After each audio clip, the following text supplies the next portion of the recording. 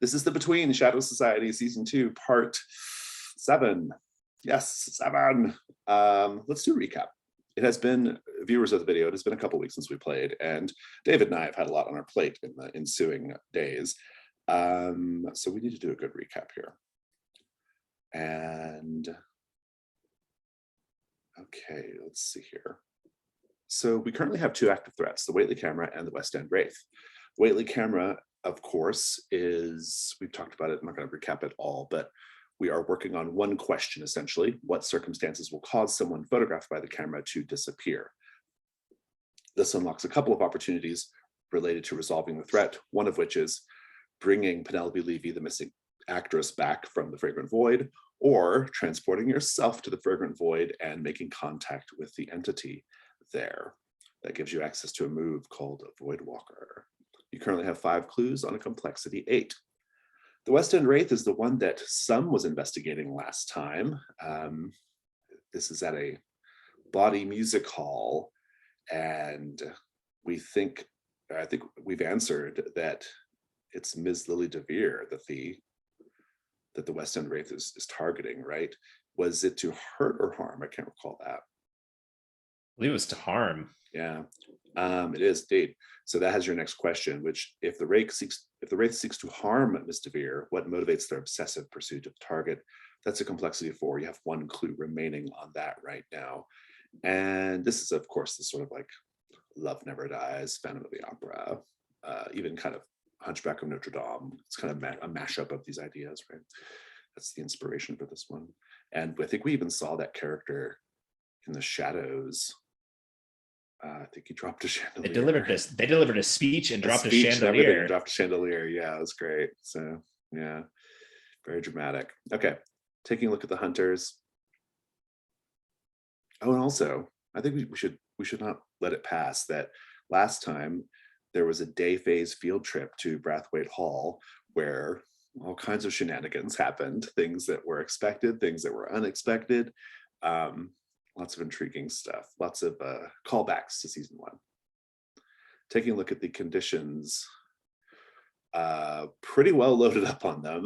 Ms. Blakely has 3, Mr. Graves has 3, Sum has 2, and Ms. Everly Gray just has 1. So that's sort of where things are at. Does anyone have anything they want to mention or be reminded of?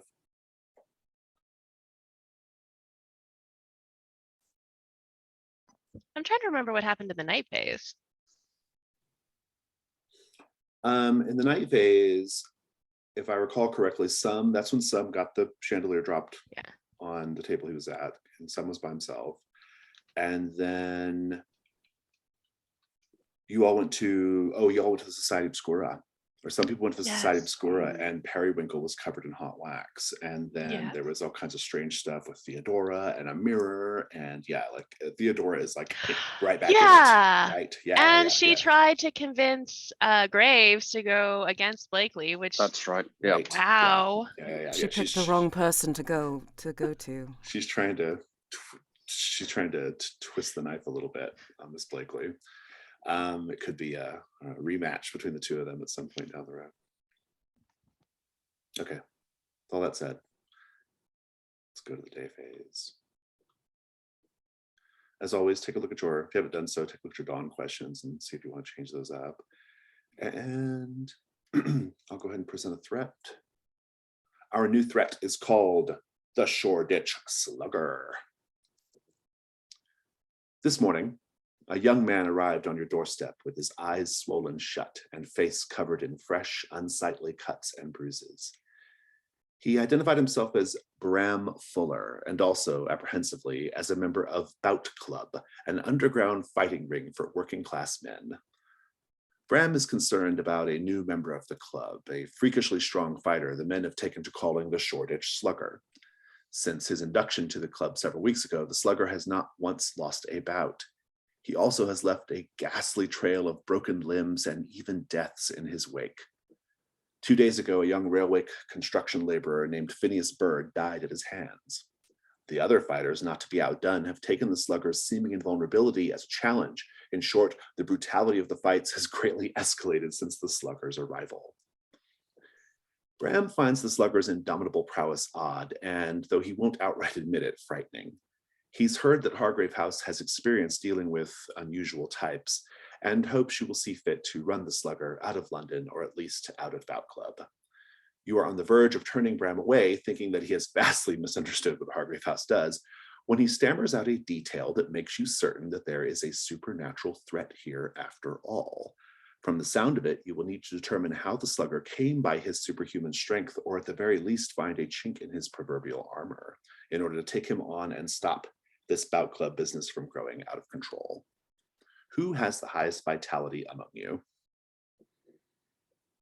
It's got to be some, surely. We are tied. It's a tie between Legacy and Orphan. I'm going to go with Ms. Everly Gray. Ms. Everly Gray, what detail does Bram add that convinces you the Shoreditch Slugger is siphoning his strength from a supernatural source? He has a particular tattoo, and it's not looking like any tattoo that anyone has ever seen before. That might be of interest to Mr. Graves as well. Very intriguing. I'm curious about this tattoo. I'd like more details. Is there something pagan or demonic? Or Pagan. Intriguing. Something that she would recognize as very similar to something she has seen before. Good. Due to its highly secretive and illegal nature, Bout Club frequently changes venues. Bram helpfully provides the address of the club's next midnight meeting, a church construction site in Whitechapel. So you can probably leave that one until the night phase if you want. But let's go ahead and figure out what everyone wants to do during the day phase. Going around the table. Mr. Graves? I have 3 conditions, so it seems prudent to request a vulnerable scene with somebody. If anyone has any bright ideas there, Mr. Graves's advice is of a somewhat nocturnal nature, so. You can put a little absinthe in your coffee in the morning, a little splash in your Sure, tea. yeah. I think after the night that Blakely had, she might take a little absinthe in her tea. Okay. Very good, very good. So that's at least one scene sorted. Ms. Everly Gray? After the trainings that she's had recently, she's been breaking apart her targets at an alarming rate. And again, after any encounter with Admiral Flagg is usually a, stressful time. So she is going to ask Sam if he can assist her breaking apart branches and other materials down in the gardens for more targets. Fantastic. Let's have our scenes. We'll start with get these 2 scenes going, then we'll figure out what everyone's doing after that. We'll start with Mr. Graves and Miss Blakely. Whoever's vice it is, go ahead and frame it up. Yeah, I think maybe Graves is just sitting in the kitchen, having some coffee in the morning, and maybe Blakely suggests dosing the coffee somewhat, given the events of yesterday evening. Yeah, she swans into the kitchen, and for Blakely, she looks pretty haggard. She looks like she didn't sleep well. Her hair is a tad messy, but in that way that like just got fucked kind of hair. It still looks good, but it does look like she's not as put together as she usually is. And she doesn't even say anything. She just grabs a bottle of absinthe and hands it to Mr. Graves and says, "And 2 sugars, please." There's plenty of room.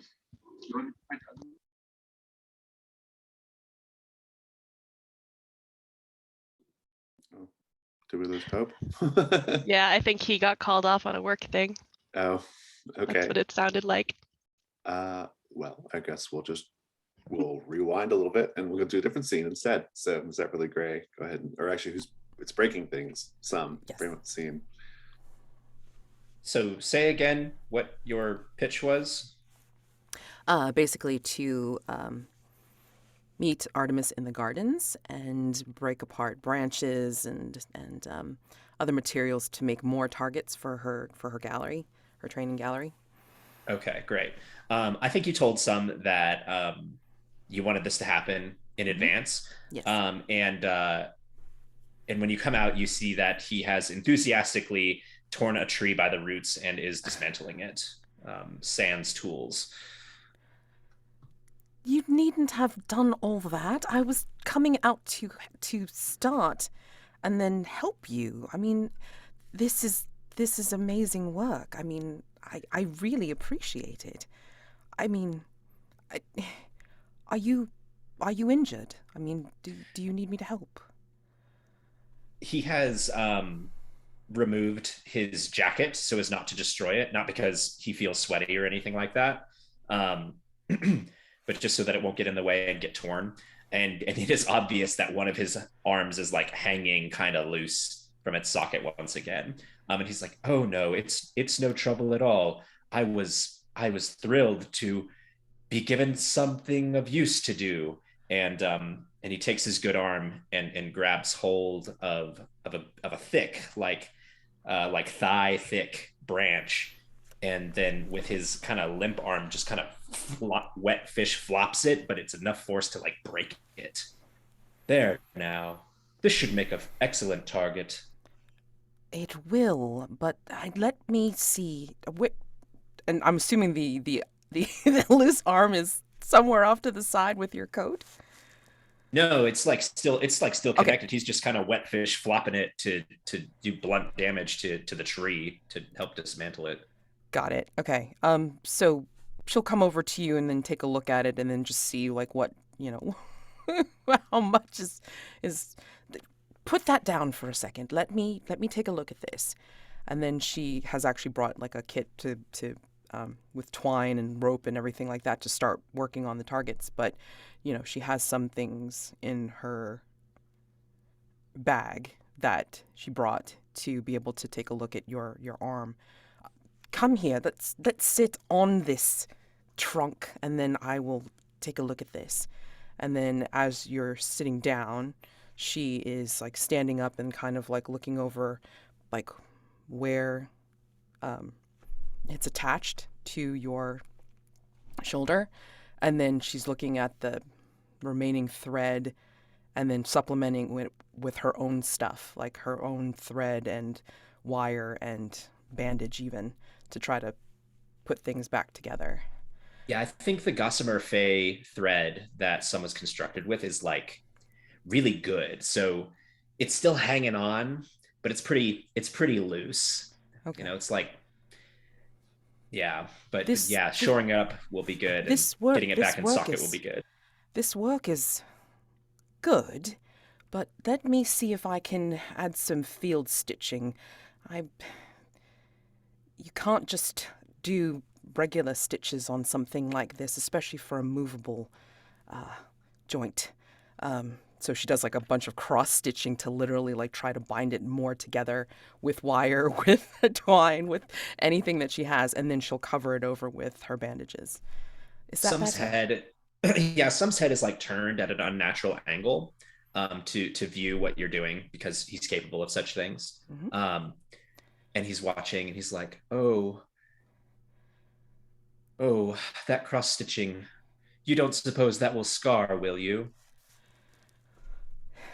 And if you look at him, you'll see that like he's giving his unwholesome, ugly grin as he feels very proud of the joke he has made, and he hopes you'll laugh along. And she looks at him and smiles and actually giggles back and goes, out of all of us, you are truly the most human, even more human than me. All I have are two glowy sticks to my name. Well, is that better? And then she's like kind of like finishing up her wrapping of of your of your arm. And he'll give it a test and see. Looks like it's working just like it used to. And that's the How point. how fantastic.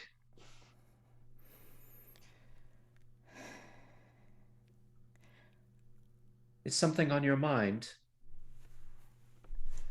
I had a very interesting encounter last night, and so I was hoping to be able to break things. I went to see a man in a sun mask last night at the local opium den. It's purported to have knowledge of strange worlds, which has a lot to do, I believe, with the camera that we're trying to investigate. But I don't know if I actually encountered him or if I actually talked with Admiral Flagg, and dealing with him is always rather stressful. Have you met our neighbor recently? I mean, The Admiral. Why, as a yes. matter of fact, yes, I have. He is. Really? He is something else. What do you mean? All this talk of what it is to be a man and a human, I do not think he is one. Though, perhaps I am not one to speak of such things. No, you truly are. You truly are, my friend, if I can call you such. You can. recognize. You I should mark it a recognize. great privilege that you would be a friend of mine. You're still sitting down. She is actually going to pat you on the shoulder and give you an embrace a little bit, like around your shoulders. And she'll whisper in your ear, "You remind me of someone I know. And I miss very much. But as to Admiral Flagg, I do share your suspicions. I don't believe, well, if what I heard last night is to be believed, he has no one's best interests at heart. So, I just don't know what this means for the rest of us. Feels like a good pause. Think about what conditions might be cleared and think about your bonus on the scenes. Let's go over to the other scene. Okay, so frame that up for us again, Mr. Graves. I'll have that scene again.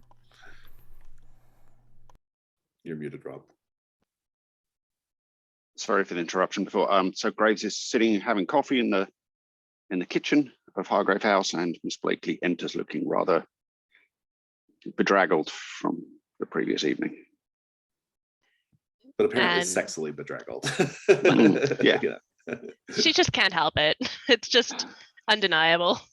She grabs the bottle of absinthe and shoves it across the table towards Mr. Graves and says, 2 sugars, please.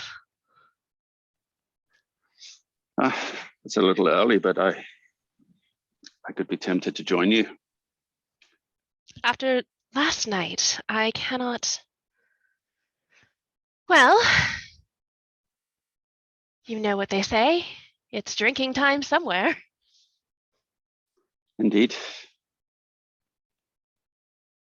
I apologize again for becoming distracted during your entertainment yesterday. Yes, that did not go at all as I expected. But I suppose trying to make friends with that one is, well, an impossible task. The situation after, that's the one that's just been hounding me.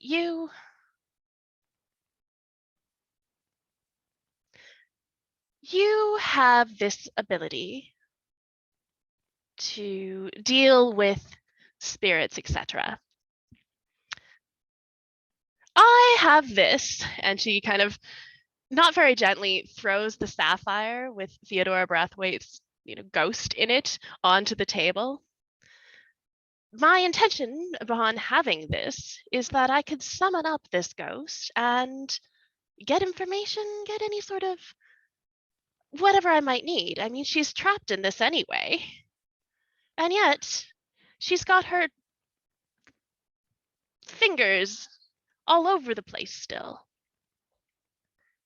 If we're speaking of the same person, I don't think she's as trapped as you may think. I believe she attempted to speak to me yesterday. To you, do you know her?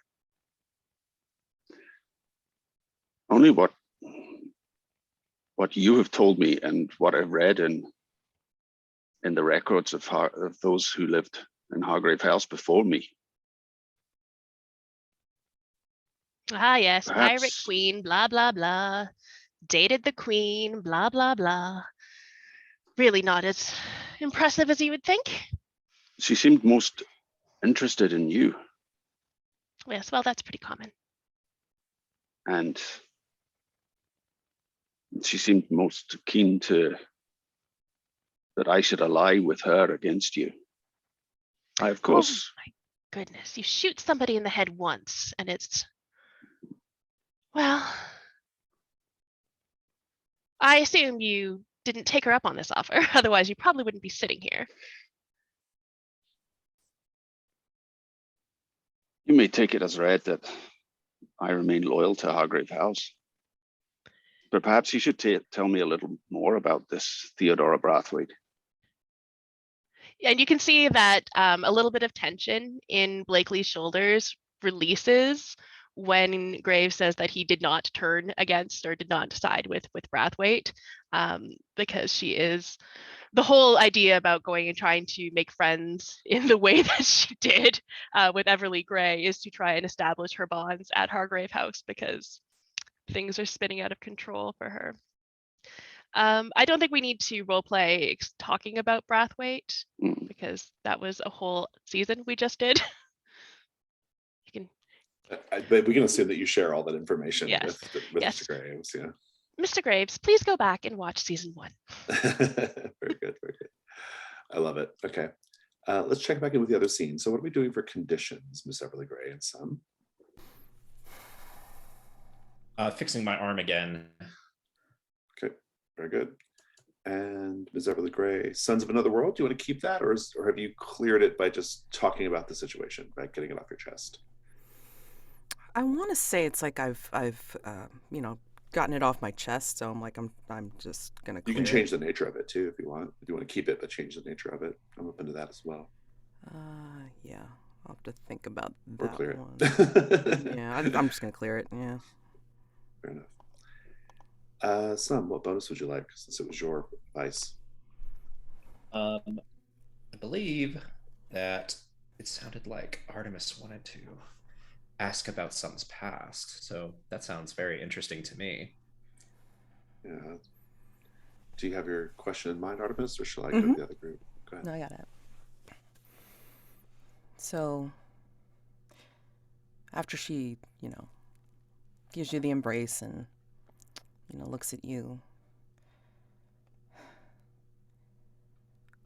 if I recall correctly, you left here. I believe you were created here? Why did you come back? Out of all the places you could have gone, being as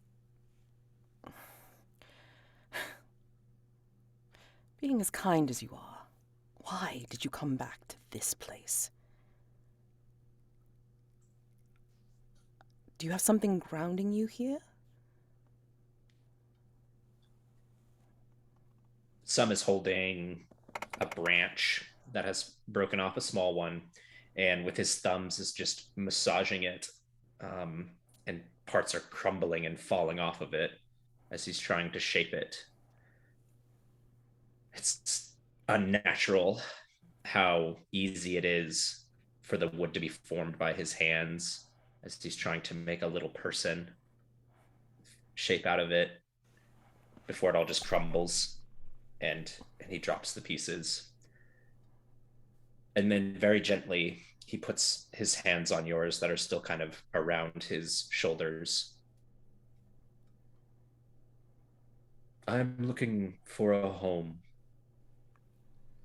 I don't know if this is it or not, but this was home once before someone was lost, before someone else ran away to make their own home. I can't blame them. I envy them. I hope that I can share that home too one day, but this is home for now, and perhaps it will be home forever if I can make it so. Friends make the difference. And he looks back at you, but looks away very quickly. She will tighten her embrace and again whisper in your ear.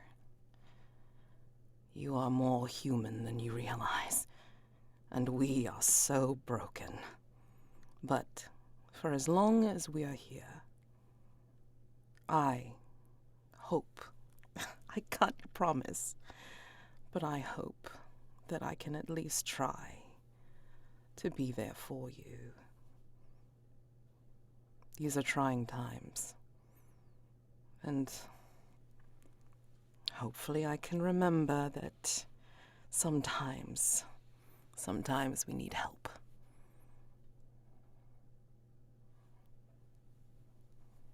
Fantastic. Let's go This- back. Oh, sorry, Jeff. I was going to say this feels like an opportune moment to perhaps pitch the custom move that I have been saving up XP sure. for. What is it? It is called Alone in the Dark. During the Okay. dusk, the orphan may ask the keeper if it is possible to resolve a threat during the night by working alone.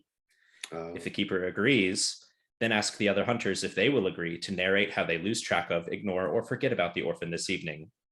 If they agree and do narrate the scenes, the keeper will give the orphan an opportunity to resolve the threat this night, but the orphan must take the condition forgotten child. So this is like, but once the question is answered, right? So I understand that Right. correctly. Right. Okay. So it's like basically guaranteeing you get a chance to do the resolution. Got it. Right. Intriguing. I'm into You it. don't I have think it's to- really good. Yeah. Yeah, I don't have to agree just yet, but after that scene, it felt like apropos time to bring up that that's what I'm thinking for a custom move. I like where it's going. Yeah, we'll get it sorted out. But I like where it's going. Good. Let me check in with the other scene. Mr. Graves, which would you like for your bonus? I think Mr. Graves is going to take the sapphire and study it. And it feels like that could lead to a clue, but I think I'm going to invite Miss Blakely to ask me a question. And we'll handle the sapphire investigation separately. And you get to clear a condition as well if you wish. Yeah, I feel like maybe I'll clear Knights of the Round, since that was kind of the topic of the conversation. Yeah, go for it. Well, because it kind of puts more, I mean, we didn't see it on screen, but presumably Miss Blakely would have told you all of Theodora's schemes, Right. And suddenly it all makes more sense now. Mm-hmm. Yeah, so he's kind of able to put that aside as a hangover from a resolved threat from the past. Well, now that you know the situation, Mr. Graves, I would like it if you could think on it a little bit, see if you could, with your expertise, think of anything that might be of use to, well, I don't want to get rid of this gem, but I'm not going to allow her to get on top, so to speak. I do wonder, though, if I may ask, this is quite a personal question, if you were able to not have this ability, if you could choose to be just a normal person, would you have done that? Would you do that? That's a very hard question to answer, Miss Blakely. It's, in a way, it's all I've ever known. These things that I see through the veil are things I've seen my entire life. I don't know what life would be without them. And as painful and as strange and as worrying as they can be at times, they've also helped me through many, many difficult times in my life. So, although a better man than me may say that he would cast them aside, I find myself unable to commit to that choice.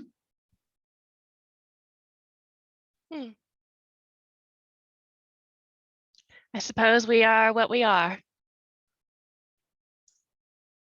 I would be, yes, I think I would be a different person altogether.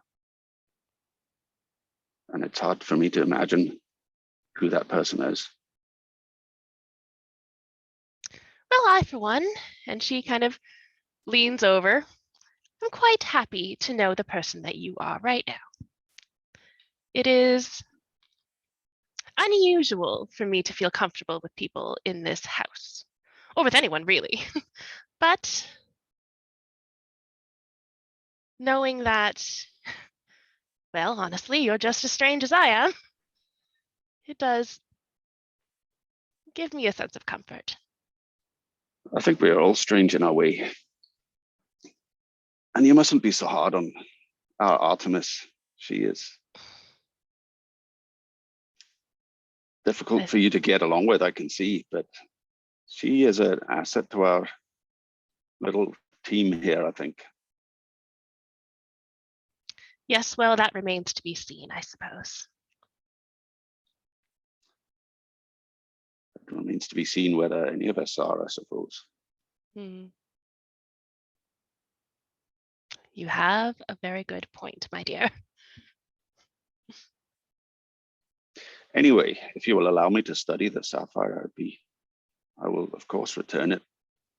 Yes, please do. And report back any information you may find. Perhaps don't let her talk to you too much if you can. She's very persuasive. I have some experience with persuasive entities, shall we say. I think I can be, in my way, quite steadfast. Well, I am trusting you with this, Mr. Graves. And that is a fairly difficult thing for me to do normally. So just a warning, don't break my trust. I would never dream of it, Miss Blakely. You may rely upon me, and I appreciate the trust you've placed in me. Fantastic. I actually think I'm going to wrap the day phase there, and we'll go straight to dusk. So let's go ahead and take a look at the dusk phase. Oh, I do want to mention, I did not talk about questions and opportunities last time. Should probably do that for the Shoreditch Slugger. I do want to say that for the Shoreditch Slugger, you have 2 questions, either of which can be worked on. Only one of them resolves the threat. The first question is, what is the source of the Shoreditch Slugger's superhuman strength? It's a complexity 2. The opportunity is the Slugger's power cannot be taken away completely, but the hunters can steal some of it for themselves. Subvert this source for your own use through thievery or ritual and gain access to the custom move Eternal Man. So brand new move and play. The resolution question is, what is the Shoreditch Slugger's weakness? That's a complexity 6. Resolve the threat by exploiting this knowledge to destroy him or convince him through defeat or humiliation to retire from Bout Club and into obscurity. So those are the 2 questions. And there is no aspect of the Janus mask on this one. Yep, okay, great. Let's talk about the dusk phase. Get to our little tracker here.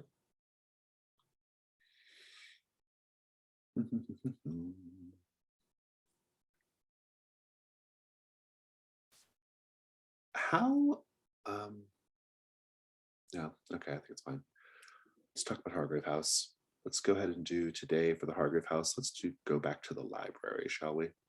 Of all the rooms in Hargrave House, none feel more, quote, unstuck than this one. As you enter the library, what do you see or experience that feels a little off?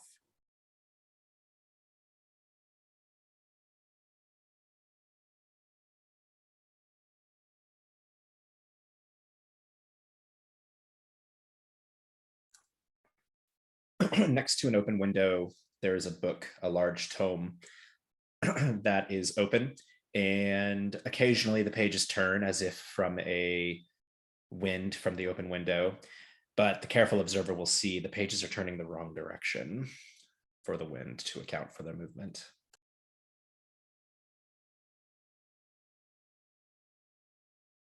There's a ornate clock on the wall in the library.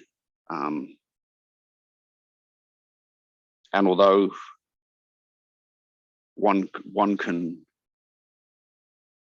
look at it and see that it seems to be showing the right time, it makes a chime at inopportune moments or unexpected moments that seem to not match the hour that it's ringing.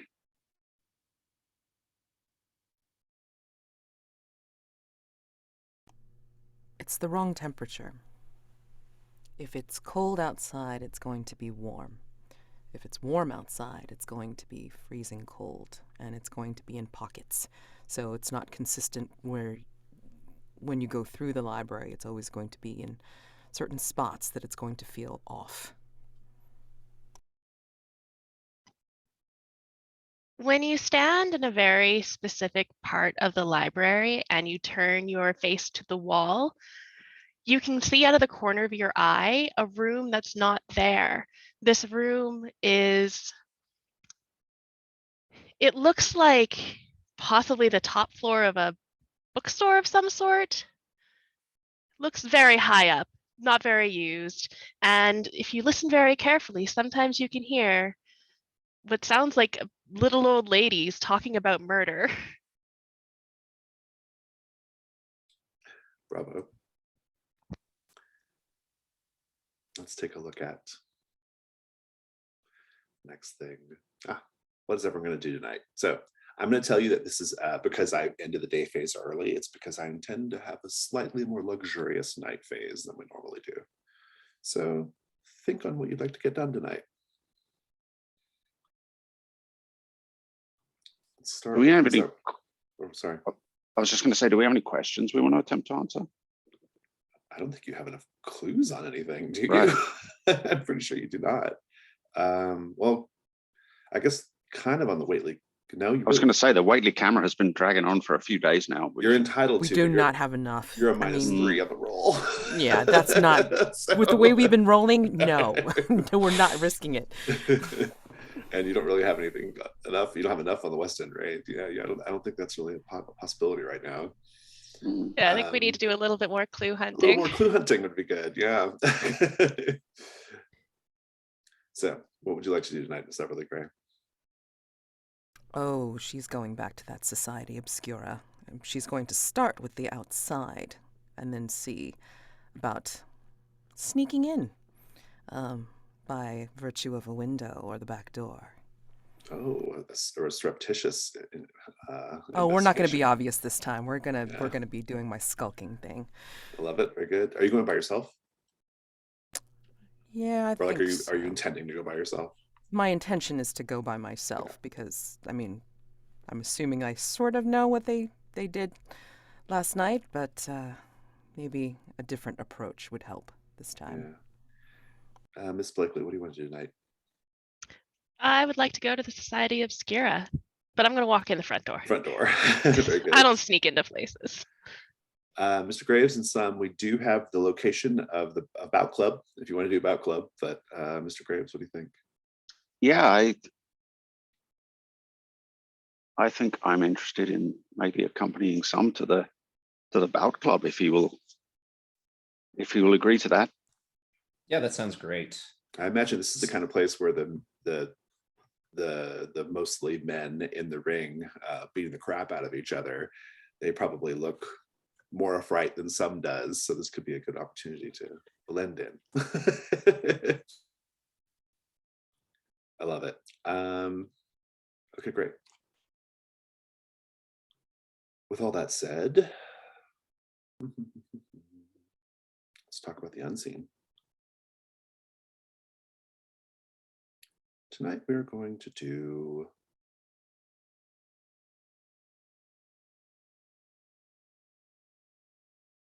I'm trying to remember what we didn't do last time. I don't think we did the Billingsgate Fish Market last time. We did. That was episode We have 10. done that before. Yeah. You remember the episode number? I told you. I've That's been intense, watching. Mads. That's intense, Mads. Yeah, that's way. I feel like you need to be the keeper. Well, I'll just highlight that thing. Well, I mean, I said that we were possibly going to have to do some of these over, but I do want to find one that we haven't done yet. I don't think we did the attic one, the Grainsby one. Okay, cool. That's one of my favorites. So let's do that one. All right. The attic at Gransby House. Gransby House is a fine mansion in Mayfair, but above the grand rooms in a cramped series of attic rooms that is the beating heart of the house, the maids' quarters. Alternating between too hot and too cold, lit only by candlelight, this is the girls' only refuge from their life of service. With shifts the last to bed and the first to awake, there are a scant few hours of silence every night. Paint the scene as everyone. Prompt 2 is Rob. Prompt 3 is David. Prompt 4 is Amanda. We're going to take a 10-minute break and come back after 10. The attic at Gransby House. Everyone. The attic quarters are cramped with whitewashed wooden partition walls separating the girls into rooms of 4 or so occupants. What touches of the girls' personalities do we see added to their personal spaces? Some of the girls are into dance. Like, obviously, they can't take dancing lessons. They can't go to dances, but they are able to salvage possibly like scraps of the actual ladies' dresses from dances or parties at the house. And so they have kind of hoarded like little scraps of lace or the material, and then they've kind of either turned them into ribbons or, you know, made them into like little ornaments for themselves. And so they're kind of like around the little mirrors or their little dressers, like in their rooms. There's a well-organized collection of kind of the type of magazines that run serialized fiction. And, you know, some of these are extremely well thumbed. So these are a kind of shared collection that the girls pass around between themselves and talk about the stories and the characters in there. And it's kind of part of their little fantasy of escape from this humdrum life. The girls that can draw and the girls that can do cross stitch and the girls that can do other various arts and fiber arts such things, they trade with one another so that everybody has a little piece of something decorative in their space in the rooms, a little picture or a little cross stitch. Shona Mir on her nightstand has the pages from the paper that are about sports. She has just that page, but it's a whole stack of them from the past several weeks. And on the top is one about the recent boxing match and an upset win from an underdog. I mean, with that segue in mind, let us go to Hunter scenes. I do want to start actually with Bout Club. So you've been given the location of tonight's meeting by Abram Fuller. This is a very secretive club. It's not like the kind of thing that just people can go show up at. It's not like Pope's dog fighting, right? Or rat fighting, ratting. This is a private, fairly small, relatively small affair. And tonight, it is the unfinished arcade of a Gothic church, still empty of pews. But before we get inside, I think we see the two of you on the sidewalk. Mr. Graves, how have you prepared for this evening? You don't really know what you're getting into, but I'm curious what's going through your head. I think Graves is intrigued by, he's very fascinated by Sum generally, but he's particularly interested to see what Sum makes of this kind of physical contest. And given what little we know of the boxer in question, the slugger, that's it. Sorry, I was struggling to think of the term. I think he's intrigued to see what, how this physically capable creature that Sum is compares to this. Not that he's trying to manipulate him into fighting the slugger, but yeah, there's a kind of fascination, given that Graves himself is not a very physical person in that sense anyway. So much for thinking about this, and how have you prepared for the evening? Are you dressed a certain ways, or what are you doing? I think I've left my jacket at home, and I'm just wearing the shirt that's underneath it, and trousers and like very large suspenders. And I think I'm just talking to Graves. Like, I think Sum's having a great day. Like, everybody's so interested in him, and Sum has things to share about boxing.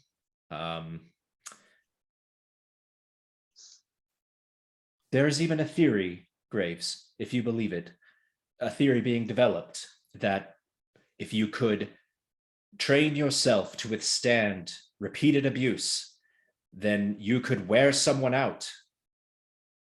And then after they're worn out, hit them with your best strikes and perhaps win. No one has successfully done this yet, but that is the theory.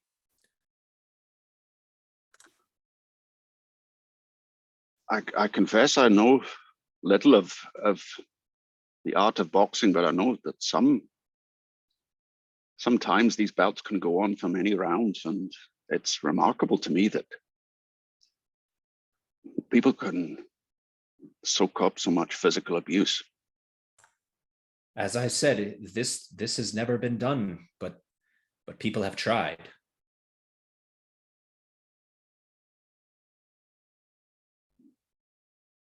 As you walk up, you were told by Bram that the doorman / bouncer, his name is Brick. And Brick is so named because he is built squat and solid, like a brick. He has a bald head, not smiling. A quick question, do either of you have the darkened threshold marked? I do not. He says, hold on there. You two don't look familiar. What are you looking for? What's your business? We're just connoisseurs of the noble sport of boxing, sir. Wondering if we could. Here. Indeed. We've heard otherwise, and my friend here is something of the pugilist himself. And at that, a man, who is much more gregarious seeming, he is all smiles, very energetic, covered in blood. He comes and he says, I heard one of my favorite words, and my goodness, you are a very, very unusual looking fellow. Huh. Are the two of you here looking for bout club?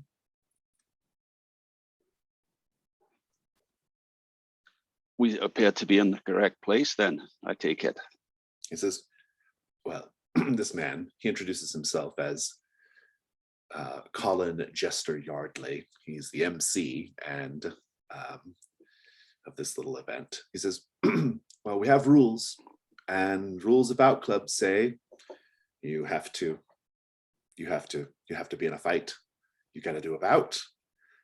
You got to fight someone in bout club, or you don't get to come in. That's just the first of many rules, by the way.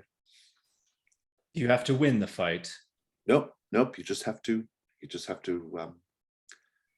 survive. We won't put you up against the slugger right away. Well, perhaps it's time we put your theory to the test. Perhaps so.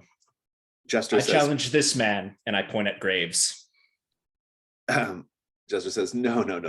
We have men who you'll be facing off against. In fact, and don't take this the wrong way, Graves, is it? You don't really look like the hardy Hale type. Are you quite sure you'll be able to handle yourself in a match? I have a capacity for withstanding pain, you may say. Oh, come now. He and I have a bout that we need to have. Let us give you a little sport. Let us give you a little showing. And I want to try and use my quicksilver tongue to convince them to let us fight each other. Oh, try to fight each other. That I'll let you do, because yeah, if you just want to go in there to fight someone else, that's free. Okay. Are you sufficiently in the darkness? It's night. How lit is the outside of this church? Maybe not too lit, but he's already said that he can kind of tell that you're very unusual. I will use my if the sources of light are gas based, I could reduce it with my them. Yeah, I'll take that. Yeah, I'll take that. Okay, that sounds good. So let's read that move. It says Quicksilver Tongue. You're a gifted conversationalist. Take advantage of, okay, go ahead, roll with presence.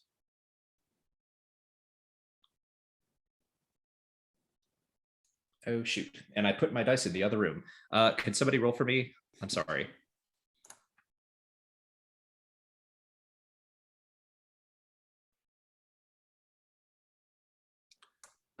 You're muted. I didn't add whatever your modifier was, so it's just 9. Okay. That was an advantage. Nance. All right, so boxcars. Ah, there you go. Okay. You're in. Very, very good. Okay, so it would have been the night move, but we didn't do stakes or anything, but it's okay. You've got what you want. And I might give you a bonus of some sort later. He says, well, so what do you say? What's your pitch? I have a theory that I must prove to this man, a theory about boxing, something new, something to show all of you, something that I think you'll find most interesting. He says, well, it would be highly unusual, but I suppose, well, you have to swear one thing. In bout club, it's very important. It is the most important rule. We don't talk about bout club. Even right now? Outside of things, outsiders, we don't let them know what we get up to. Some and I had a soul of discretion. You can rely upon us. All right, then. It's a bit unusual, but I think the fellas will find it most entertaining to see two fresh young faces in the ring. And he sort of like gives you a funny look, Mr. Graves, though I worry about that one, to Brick, as you are being ushered inside. We'll come back to this scene now.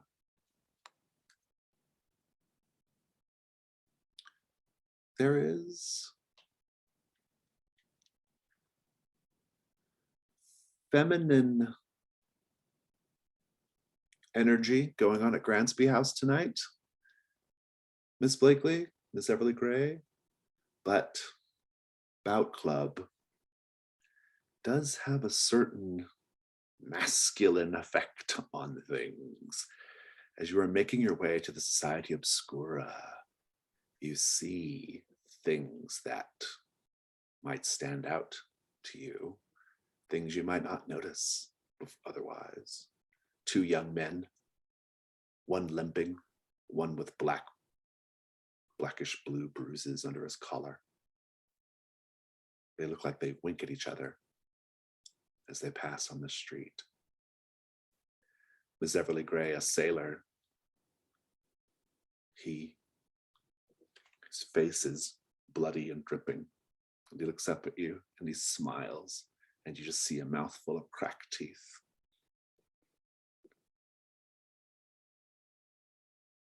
Miss Blakely, there's a group of boys mercilessly mocking another boy who fell and scraped his knees and is crying. They're just laughing, pointing.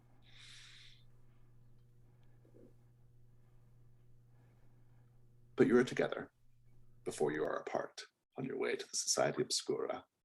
Let's have that scene. Are we taking the same carriage? I suppose.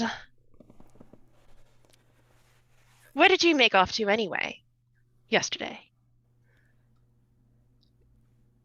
In terms of during my hunt, that ridiculous stunt you pulled? Or are you talking about last night? Oh, why not both? I wandered the grounds. The hunt, if you could call it that, was too easy. I don't hunt bunnies. And I found, I don't know, some undead thing in the lake. The Undead thing? There was an armor, had a sword, a knife. Don't know, dispatched it quite quickly. Looked female, but, I mean, not much of a match. And then at night I was trying to get some information and ran into, well, it was quite a confusing thing. I'm chalking it up to the ridiculousness of going to an opium den and being possibly susceptible to the smoke. Ah, you spoke with the man in the sun mask, I take it. Oh, do you know him? Unfortunately, I think he is well known to Hargrave House at this point. Honestly, everything he says is cryptic bullshit. So, Well, if anything, I'm not even sure whether it was actually him, because I thought I heard Admiral Flagg, of all people. I saw his jacket there. Flagg? Exactly. The old man next door? Exactly.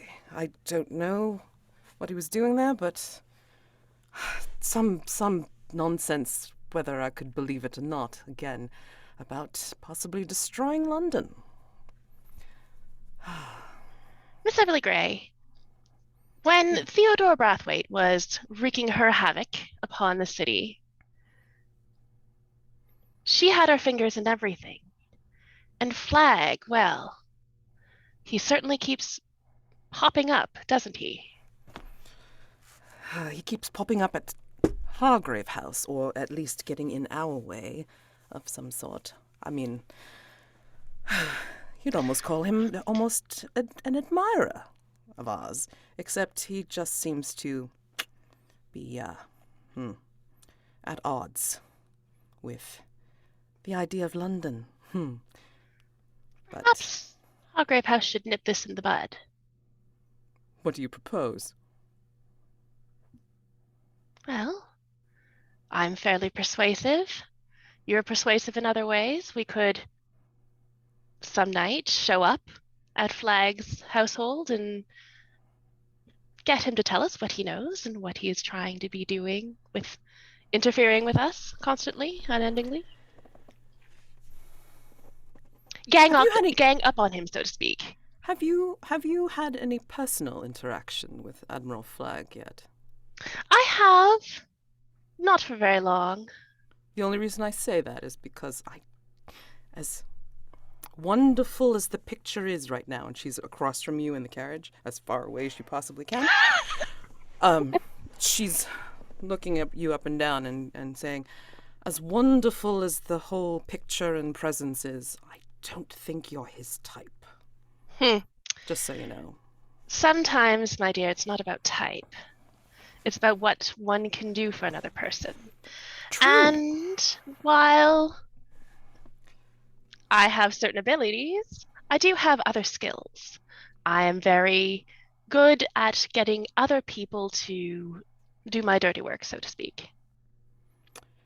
Funny you should say that, because it's almost as if he was going to be asking me to do the same thing. And this is where she basically, puts her hands on the back of the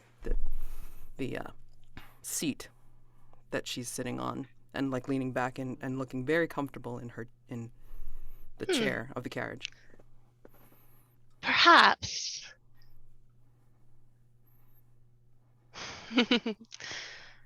Perhaps you could agree. Perhaps you could acquiesce to that and find out what he has been trying to do, what exactly he plans for you to do. Nothing better than a man on the inside. Amazingly enough, that is my thought exactly. Are we actually coming to a possible field of peace? This is unheard of. Well, may I suggest that we try not to make it look like that outside of this carriage? It's going to be a lot easier to pass information to each other if people think we're still at great odds. Not a problem. I didn't think it would be. That feels like a good cut. Let's go to the attic at Gransby House.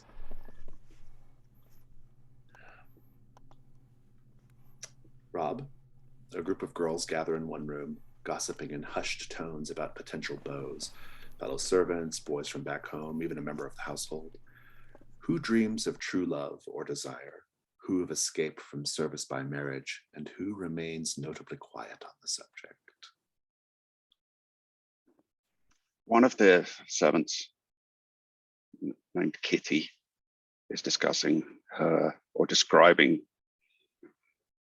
her beau, who is also in service, but of an evening is a boxer. And she is describing in admiring tones not only his physical attributes, but his bravery and his mastery of the noble art of boxing. Some of the other girls scoff. Some are wishing that they had someone to be so devoted to them. And one Maud, an older servant who is the personal maid to the lady of the house, remains quite silent on the subject. She has never spoken of any interest in anyone outside of the house or of any of the men of the house, and is extremely private about her personal life. And even though she's the longest serving member of staff there, none of the others really know anything about her other than her work day. She's the one played by Helen Mirren in the movie version of it. Good. Bout Club. Inside this Gothic cathedral, which has been quite emptied out. It's just a big open, vast space. You can hear the thud of fists on flesh. The air is humid with sweat and the penny-sharp smell of blood. Everyone, two fighters trade blows in the improvised ring, both beaten and bloody, as a raucous crowd of men cheers them on, all men. What about this spectacle is beautiful?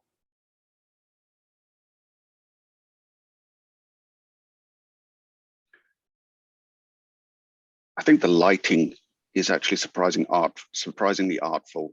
The way the two combatants are caught in the light, and the way the light picks out the faces of those cheering them on could almost be like a painting. And it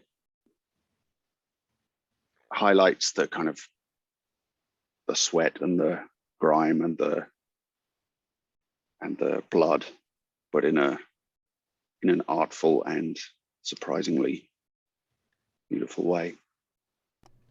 The movements as they fight, if you were going to be able to take still shots of the punching and then the moving towards each other or away, it almost mirrors looking at Grecian or ancient statuary with the ripple of the muscles, and then just like the etched nature of the the physicality of it. So I mean, like, you can see every discernible line and movement in the fights.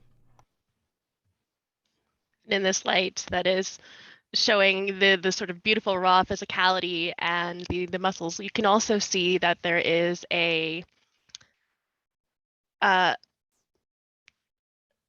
man, my brain just forgot words. There is a subtle vulnerability that these men are trying not to show, but it's inevitable. It's going to happen. And the other men yelling, cheering them on, it's not done in a rude or unsupportive way. They're all supporting each other. They want this man to get up, fight again. You can do it. You can do it. And that perseverance and that supportiveness that isn't shown in a lot of large groups of men is almost brotherly. The scene is aided in either by design or just accident with the fact that the full moon is perfectly behind and casting light through the rose window at the head of the church. So as you come in, it is like a painting. So, Sun, your bonus, because you got 12 plus on that last night move, is that it's going to take Jester, the MC, a minute to sort of clear it with the powers that be, to let the two of you fight each other instead of a standing member of Bout Club. But because of that, you kind of get to wander around a little bit and do as you will for a moment. And there are a group of men, probably about 20 or 30 there, and everything is as it's been described in the paint the scene, and no sign of the slugger.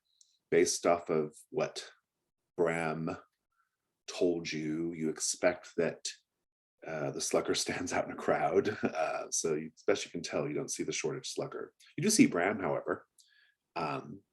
He seems to be kind of like hanging back, kind of on the edge of the onlookers. But in any case, Son, what do you do? With all the eyes fixed on the fight, I'm just walking behind everybody and asking questions to try and prompt information to spill out of distracted minds. Is that him? Is that one there, the slugger? Is that one him? I heard, and then I'll just make up something that I think is plausible and just see what they say. I love it. Make the information move with it's kind of presence or maybe reason, because it's a plan. Sounds like you're kind of hanging in the shadows though, right? Yeah, you can take it at advantage. Okay. And I'm still, I'd say with presence. Sans dice here. Roll 2, 5, and 3. So 8 plus what did we settle on? Presence. For the modifier? Presence.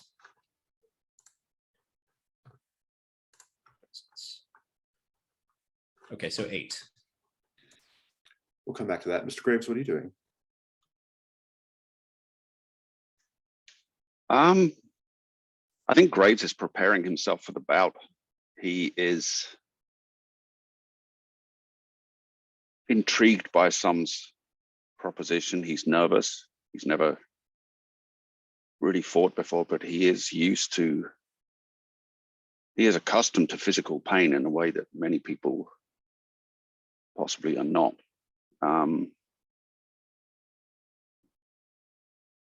So I think he takes off his jacket, rolls up his shirt sleeves, undoes his cravat, places that down with his jacket, and is kind of flexing his wiry physique, getting ready for and just watching what the other fighters are doing and sizing up what's expected of him. I think a man who is smells of cheap liquor, bloodshot eyes, definitely not crying, comes up to you and says, you look like you're new around here.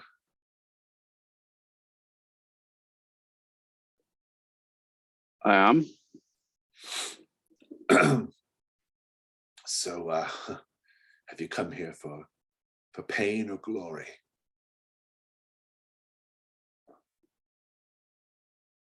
Perhaps a little of both. Would not be too much to ask. Says, my name is Denny Baker. He goes to shake your hand. Graves, Crawford Graves. Pleasure, sir. Graves, that's rather ironic, I'd say. Well, I hope not to end up in one before the night is out. Sorry. I'm talking about my brother, Phineas. He went up against the Slugger, and well, he didn't get the best outcome, we'll say. He was killed. And here his eyes become more bloodshot, and he's turns around so as not to show you his emotion. He says, it was a cheap shot. That's what it was. I don't believe for a minute that the so-called Shoreditch Slugger is invincible, a superhuman. It was just a cheap shot. I'm sorry to hear,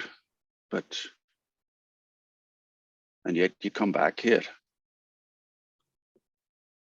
He turns around to you. It gets really in your face. He says, invincible, they say he is. I bet a pistol says different. I bet the noose down at the Old Bailey says different. All these dolts are too scared to go to Scotland Yard about him. Bout club rules and all that. I'm going to fight him. I'm going to get revenge for Phineas. You're going to fight him with a pistol? No. I'm going to stick to bout club rules. But let's just say, and he kind of smirks and walks off. Or begins to walk off. I've yet to see this Slugger in person, but what you said they accuse him of supernatural aid. Make the information move. With presence. Okay, let me just check what that is. Presence is 1.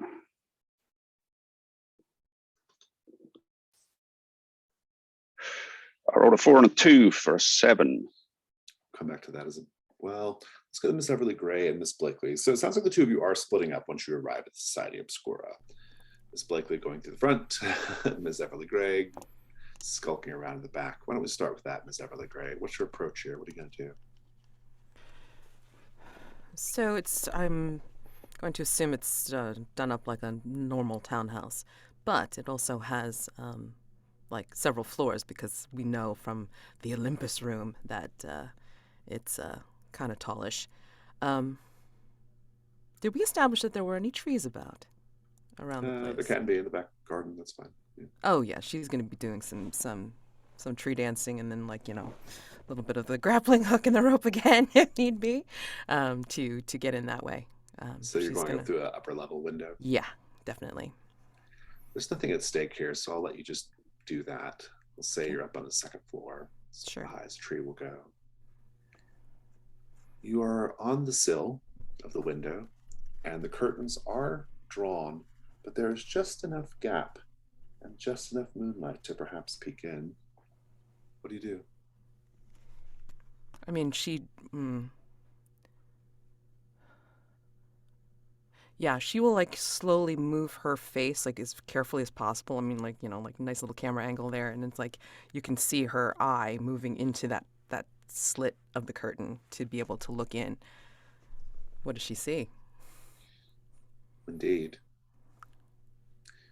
You see a room that you don't recall seeing before. I can't remember how much you've looked around, but it is like it's like an Aztec ziggurat.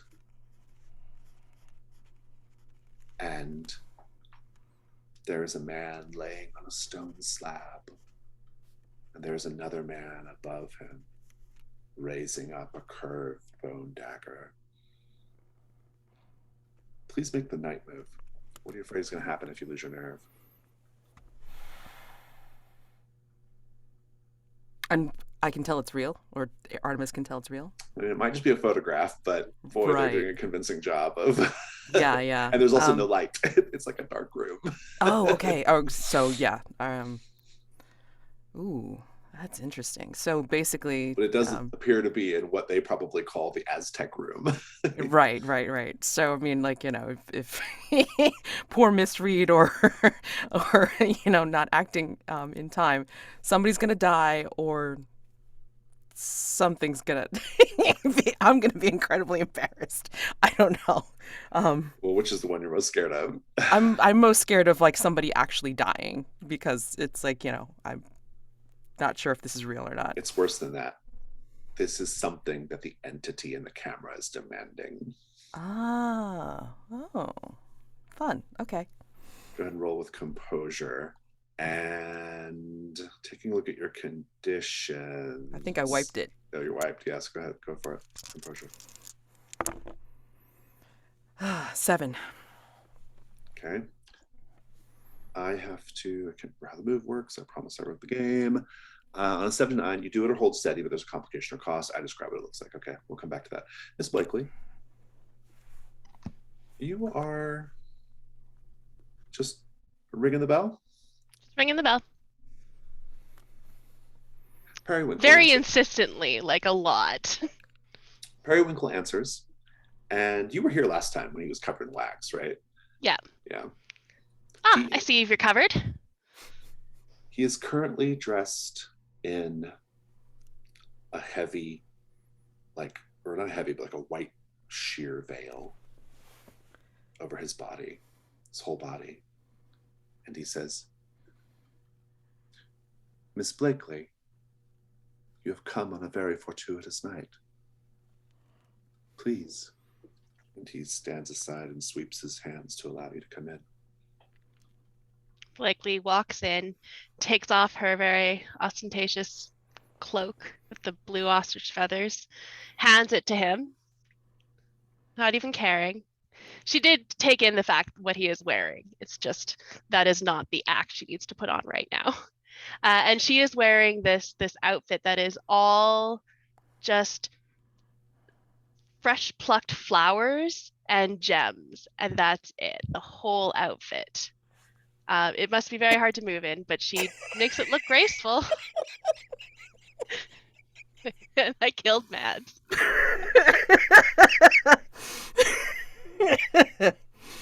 So what do you do then when you come in? So she walks in the Like door, last hands time, the off. place is very, it's there's not like a weird strobe light thing going on, but Yeah. it is very dimly lit. It's not, it doesn't seem like it's like for visitors, like there's just a few candles here and there. The people who own this place are the Abernathys, right? The Abernathys, yes. Well, Periwinkle, is it? Show me to where the Abernathys are. I'm afraid that Mr. and Mrs. Abernathy are currently involved in some society business at the moment, Miss Blakely. If you'd like to take a seat, though, I'll certainly let them know to come and fetch you when it's done. He's very different, by the way. Well, I'm not very interested in being fetched. There's been a lot of strange goings on here, and I'm really quite tired of getting the runaround from the people here. So I suppose I'll just go room to room until I find somebody that will give me some answers. Fantastic. I can use a quick bio break. Let's take a 2-minute break and come back. Back to Bransby House.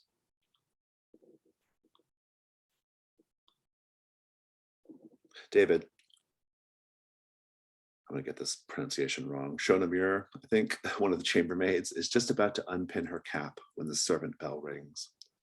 What last domestic duties is she called to attend to by members of the household as the house settles down for the night?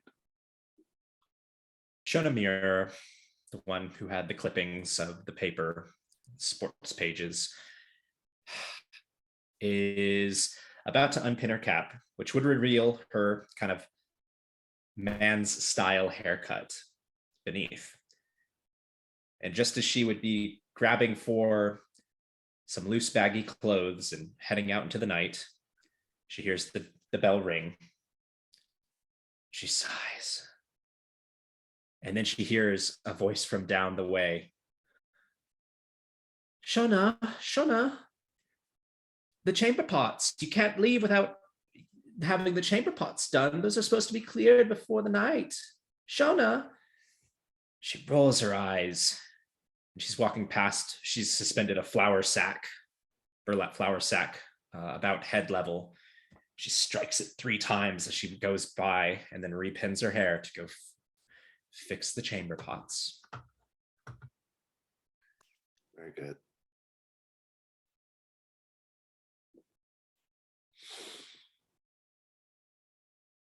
Mr. Graves,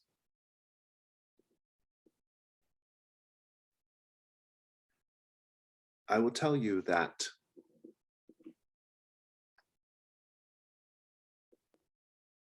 this is the sort of thing that only you would pick up on because of who you are, and nobody else would pay attention to it.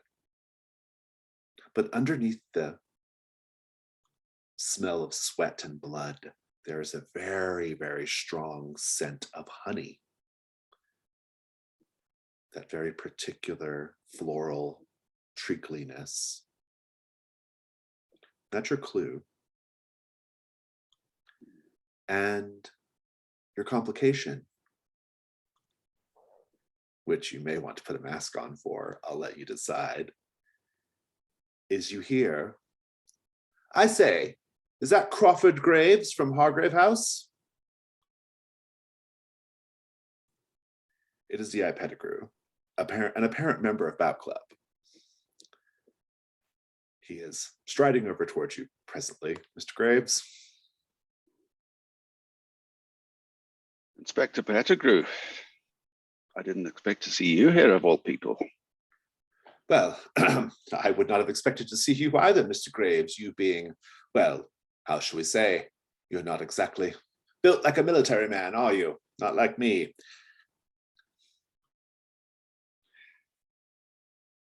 That's as may be, that matters. Inspector. Not that that matters. Bout Club. I presume. Bout Club, my dear Mr. Graves, reveals the inner beast. It allows the mouse to stand toe-to-toe with the lion. It will cause you to roar when you would normally mewl like a kitten. That is the power of Bout Club, Mr. Graves. I'm not one for muling, Inspector Pettigrew. Perhaps you've underestimated me. Perhaps I have. So, perhaps you would do me the honor of allowing me to fight you.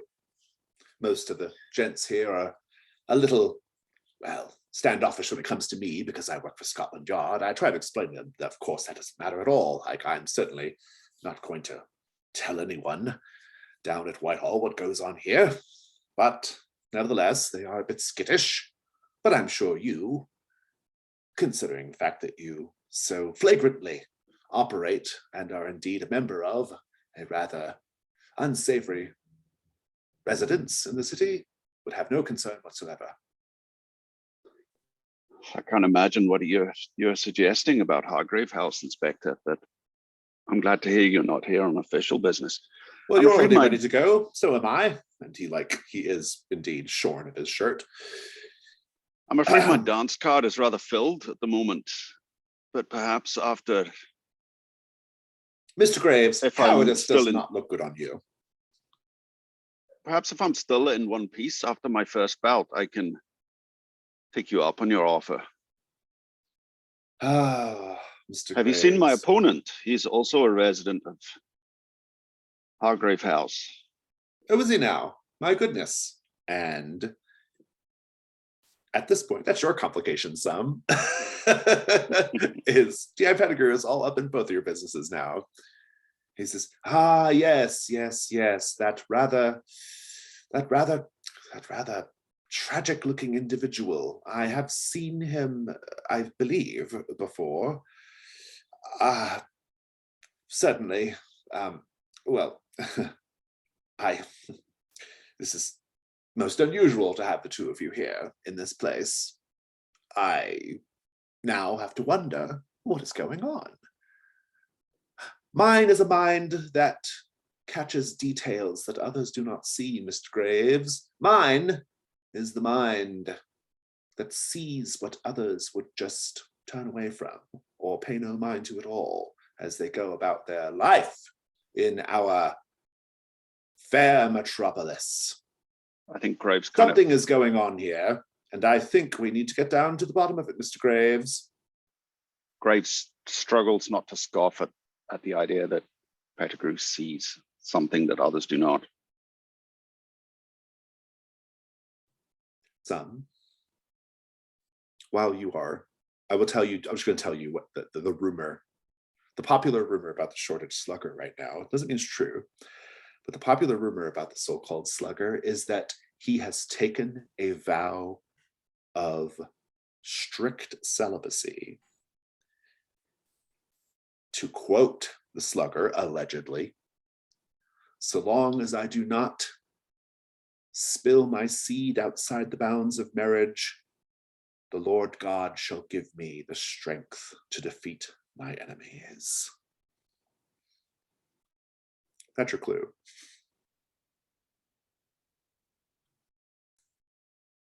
And you will see Detective Pettigrew sort of suddenly, very animatedly approaching you.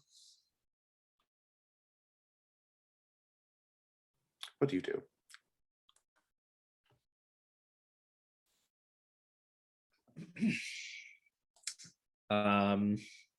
It's probably about time for our fight. Come on, Graves. Indeed, Jester will say, well, we've got Jester will sort of like stand up in the circle as they're sort of, dragging off a couple of men who've just finished their bout. And he says, Bout Club, attention, gents. We have 2 new prospective members. And there's a hubbub. Now, these 2 fellows would like to show you their mettle by facing off against each other. And there's more hubbub, it's a bit of a controversy, right? Now, we have been assured they are not going to go easy on each other. And if they do look like they're going easy on each other, well, we'll teach them what bout club's all about, won't we? Everyone's like, ah. So you two are up.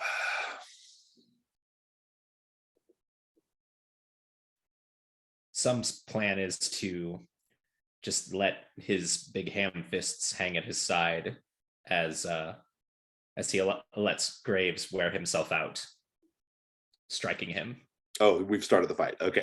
I thought we were just doing the sort of like, let's just have the sort of like introductory bits, right? Oh, As you're getting into the circle. I don't think Sum cuts a promo or anything. I think he just wanders in. Yeah, Graves steps in back just after him and says, "There's really no need to go easy on me, Sum. Don't be shy now." Mr. Graves, I assure you there is great need. Give it your best now. Whatever you wish. He'll kind of gesture at his whole body. Nothing below the belt. And then he'll just kind of let his hands hang lower than his belt. I plan to test that theory I gave you earlier. Let's see what you've got. We're going to cut away from this. Go to Miss Everly Gray. Miss Everly Gray, you succeeded. You keep your composure. You are able to watch what's about to happen. I'm probably just going to give you a condition. But what you see is most gruesome indeed. The dagger gets plunged into the chest of the person on the slab. It's very realistic looking. There's blood. Dark black blood, just because it's not a well-lit scene, dribbling down. What do you do? Or how do you feel?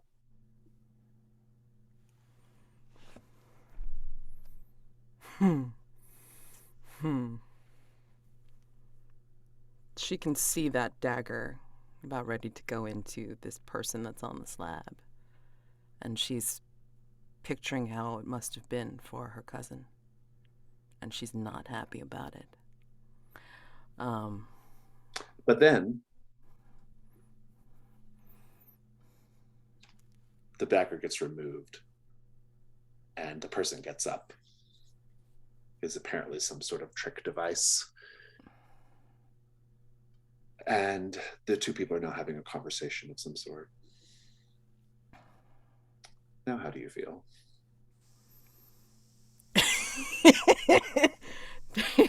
It's like from up here, like hackles raised to, you know, she's. I'm going to give you the condition. Your guard is down. Oh, okay.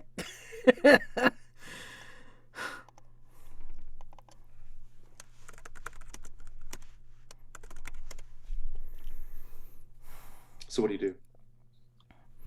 And they're just hanging out there. They're not moving or anything. Yeah, they're just chatting, and one of them even goes for like the gas lamps in the room to like illuminate the room a little better.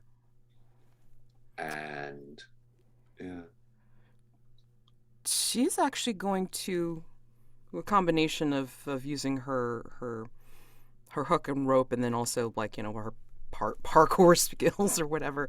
She's actually going to leap up to the next floor, to the next sill, to try to get higher.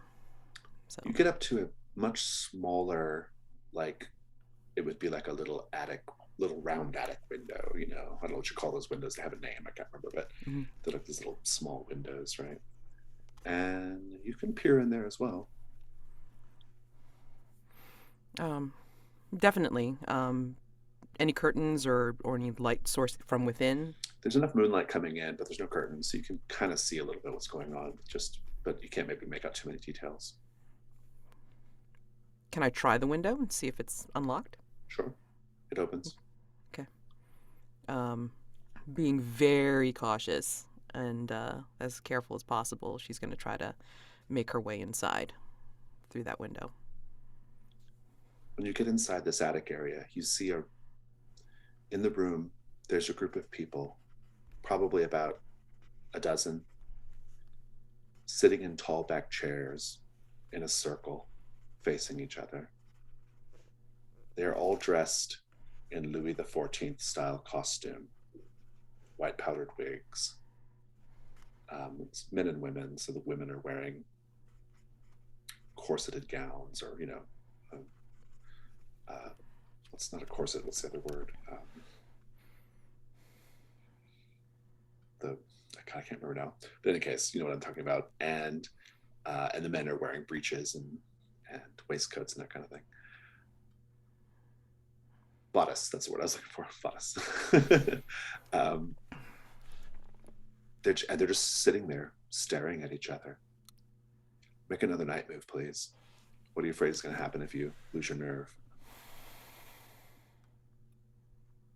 These people are going to overwhelm me somehow? Or, yeah, I mean... It's worse than that. You're going to join your place in the empty 13th chair. Fun. Okay. Roll with composure, please. And at disadvantage. Of course. All fours. Hey. 9. We'll come back to that. Miss Blakely. So you're just going through rooms? I think it was kind of it wasn't an empty threat. She will do that if Periwinkle doesn't do what she Periwinkle wants. says, Miss Blakely. And he walks up to you and he puts his hands in your hands. His hands are incredibly soft. They're like baby flesh. And he takes your hands and he says, Miss Blakely, perhaps you would like to join me. I have my own space here at the Society.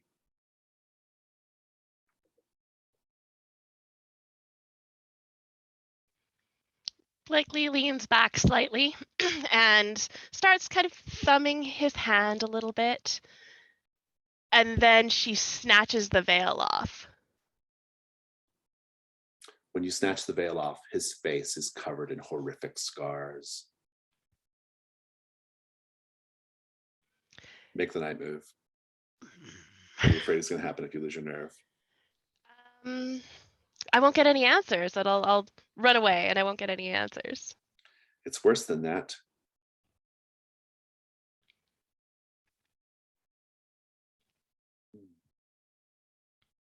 It's worse than that. You will be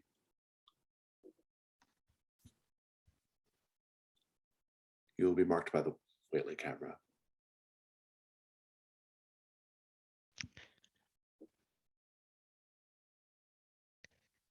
Okay. What am I rolling with? Composure, and I think because of no, I was gonna make the walls apply, but you're in a fairly open area, so I think it's okay. Just regular dice. With composure, that's a 13. Very nice. What would you like as a bonus? Oh, I forgot that there is a bonus. I mean, I usually define it, but in this case, I'm asking you what you would maybe want to accomplish. I think Blakely is trying to force this guy, shock him into giving her some sort of information about what's actually going on here. That's sort of her goal at the moment. I'll give you a clue. We'll come back to that. And make our final stop at the attic at Gransby House. Amanda, Kitty Saxton, and Daisy Warren share a room with a couple of other girls. When all is quiet, Kitty sneaks into Daisy's bed. What comfort do they share with one another? Do the other girls, aware of what's going on, maintain a discreet silence or gently rib them?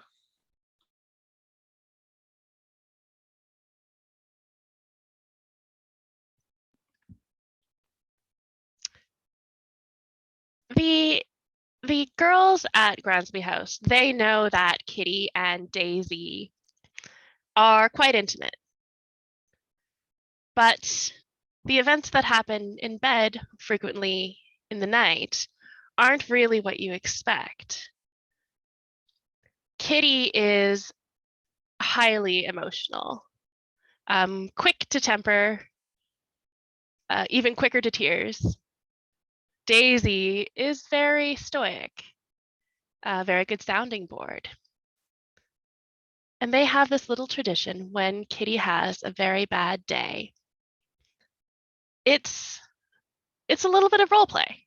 Kitty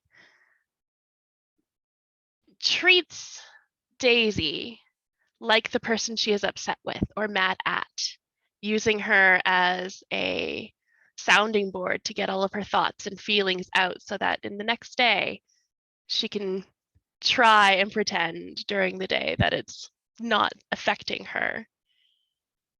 Of course, aftercare is needed for something like that. And Daisy doesn't mind being a sounding board. She knows that she's not the person that Kitty is railing at. And she's happy to provide the comfort that Kitty needs afterwards as well. The other girls, it's very strange to them, this tradition, but it doesn't seem to be harming anybody. So nobody speaks of it.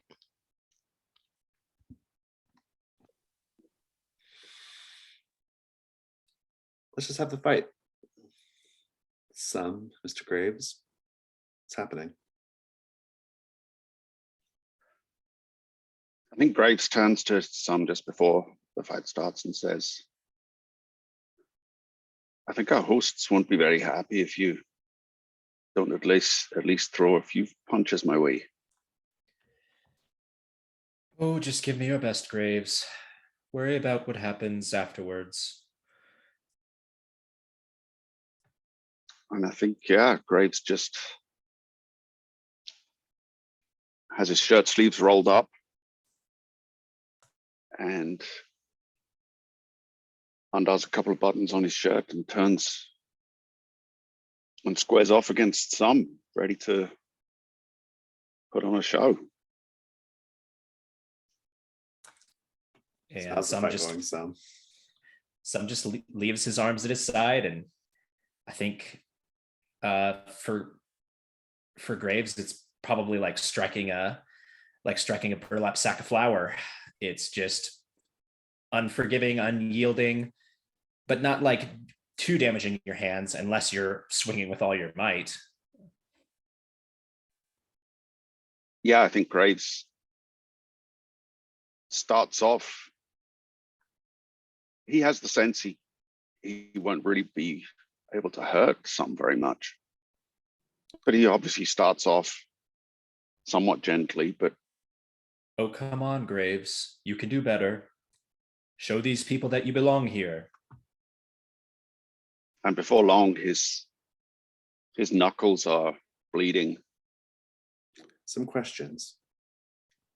First, Amanda and Mads, how is the crowd responding? How are the other members of Bout Club responding to all this?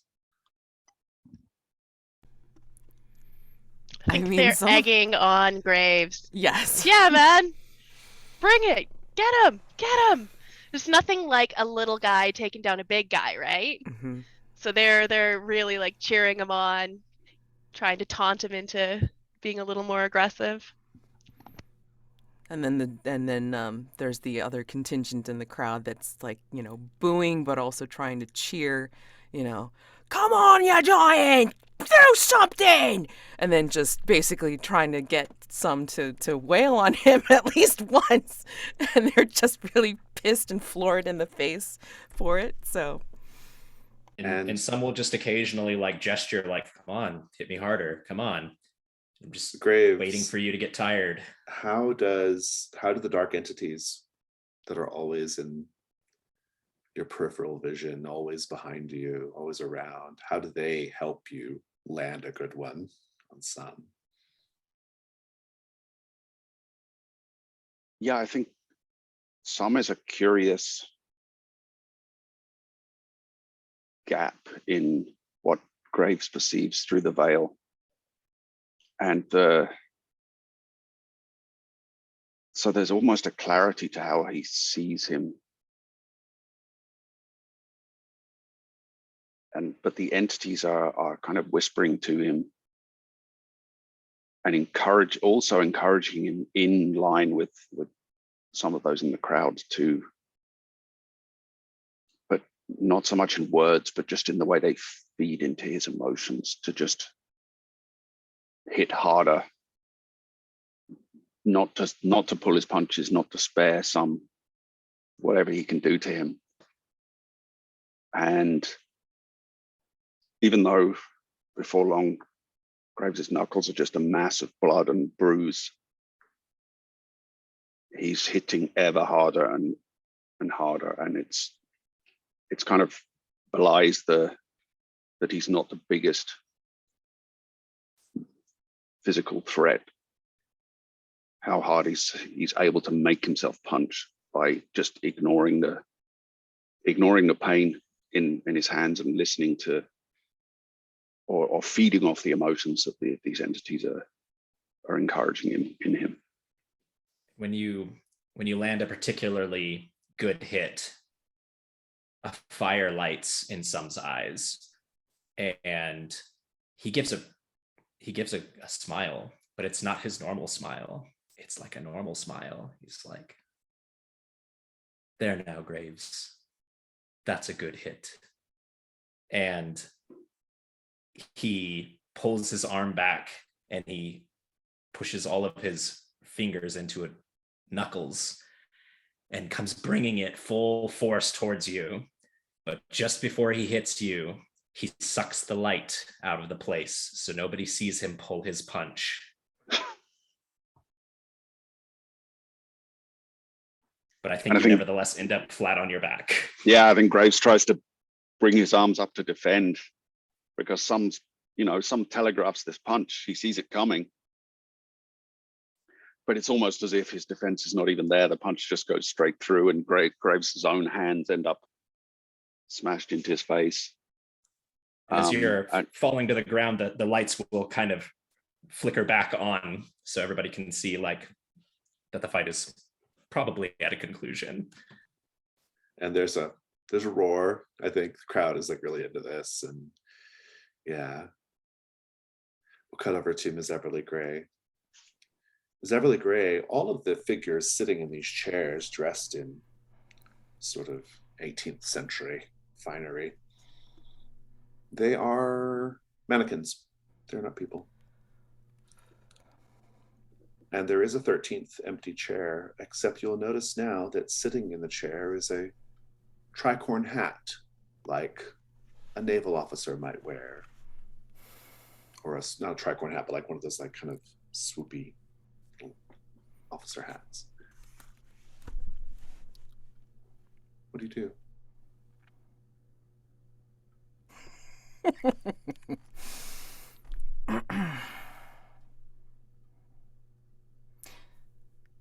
So, none of those figures are real.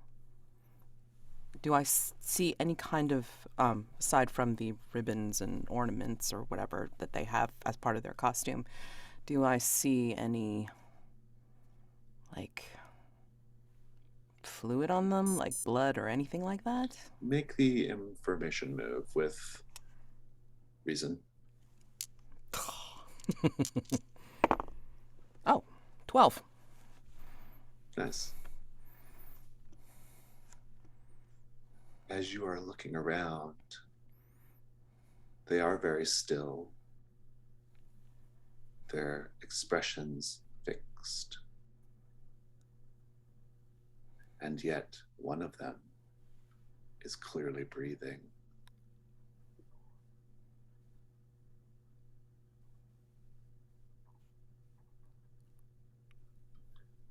A clue for the Waitley camera.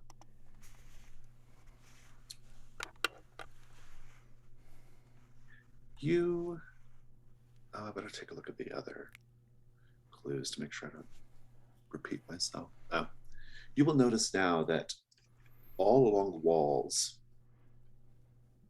there is what appears to be a very complex mathematical equation scribbled on the walls, like serial killer style math.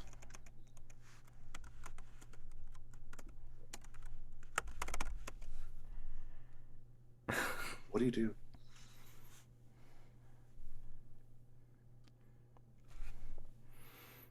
She flicks her wrist, pulls out one of her blades, and then the figure that looks like it's breathing, she will nick it at its temple and then see if it bleeds. It does. She takes a swipe of it and then tests it on her tongue. Is it human? It is. And yet, this is your mastermind clue. A second mastermind clue in the scene, by the way. You see a creature in the corner. A lion.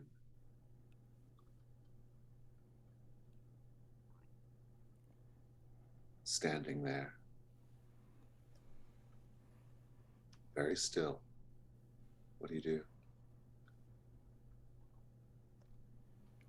Can't tell if it's stuffed in this light, can I? Or anything like that. You will notice that the lion has a goat attached to it, a goat head and hoof, like a quarter of a goat. And also, its torso is wrapped with a snake.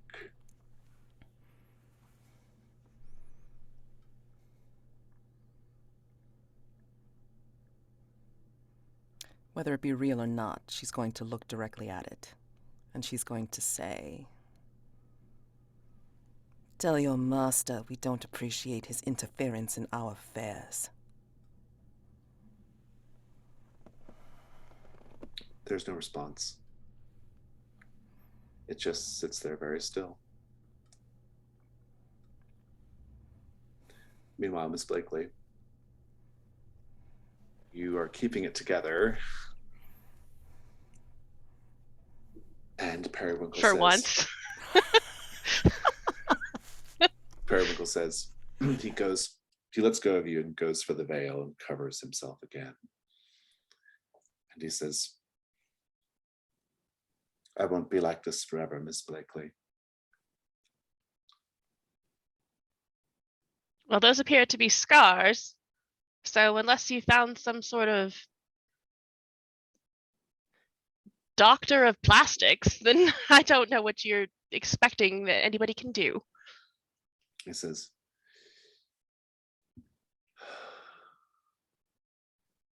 he turns and walks, padding down the hall. And he opens up a little side door. And he moves his hand to the side as if to invite you to go look in or to go in.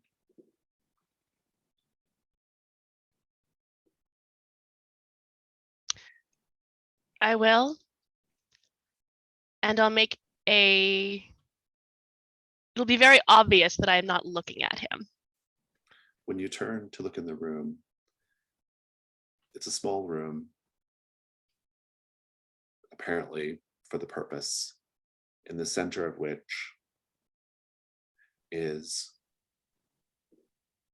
a very finely wrought orrery in brass and copper and gold. An orrery is a mechanical collection of planets and things that one moves to study the stars. This one takes up the whole space of the room with just a little bit of room to walk around the perimeter. He says, "Everything will be different when we go to the other world." Ah. That will conclude the night phase.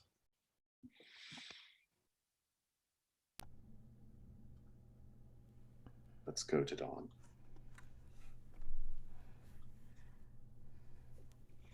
Dawn Dawn questions. Miss Blakely, yours don't matter for XP purposes, but I am curious, did you experience an echo in the night? I don't think so, actually. Did you secretly show a vulnerable side to someone? It wasn't very secret. And did you appear in London society wearing risque or avant-garde fashion? Do you count the Society Obscura as London society? It has society in the name. It was such an empty scene. I don't think so. Yeah.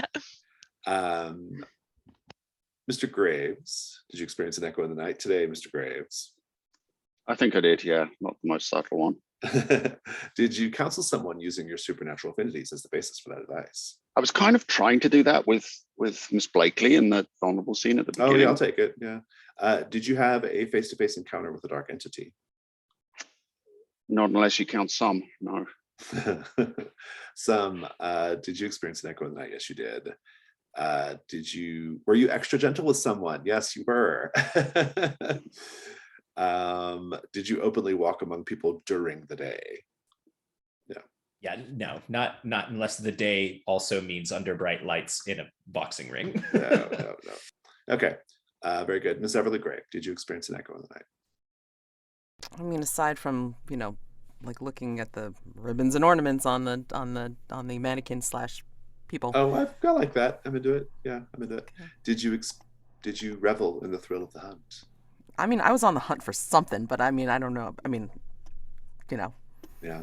Did you taste someone? Oh, you did taste someone or something's blood. And for your using stealth and duplicity, I'm going to give you an O on the hunt.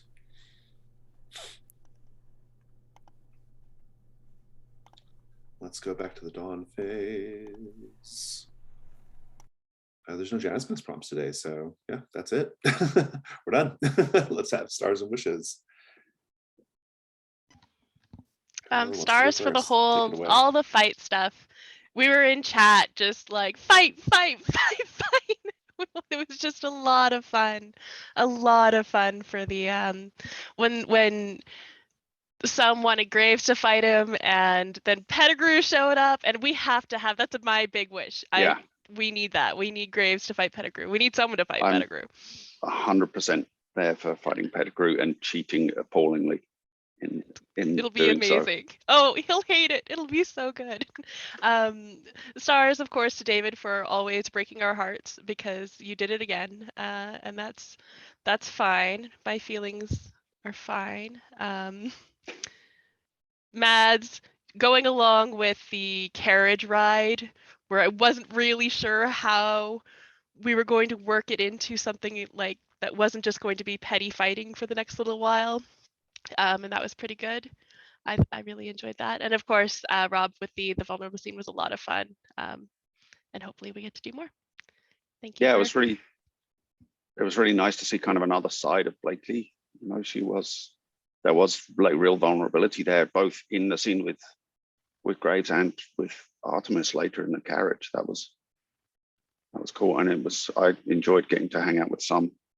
I remember, I think it was back in the very first episode, Graves and some were teamed up, and we haven't really been in a scene together since. So that was good.